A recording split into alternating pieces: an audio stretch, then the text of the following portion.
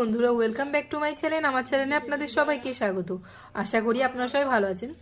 আমি একটা নতুন রেসিপি নিয়ে চলে এলাম। আজকে রেসিপি হলো, এটা এক ধরনের টক ফল। টক ফলের নাম জানি না, এটা চাটনি হবে। এইভাবে কেটে নেবো, মাথাটা একটু ফেলে দেবো এরকম দিয়ে।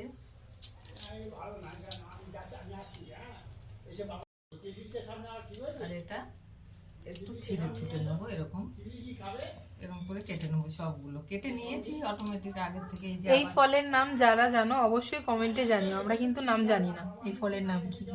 আমরা জানি এটা টক ফল। কেটে বেছে ধুয়ে রেখেছি। এবার কড়াই একটু তেল দিলাম, একটু ঝাল আর মিষ্টি টক হবে।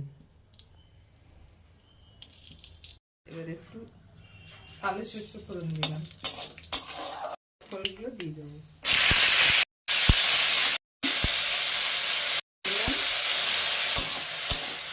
একটু কষিয়ে নেবো, ভাজা মতো করে নেবো। এবার অল্প করে জল দেবো, চিনি দেবো। টক ফলটা এবারে চিনি দেবো।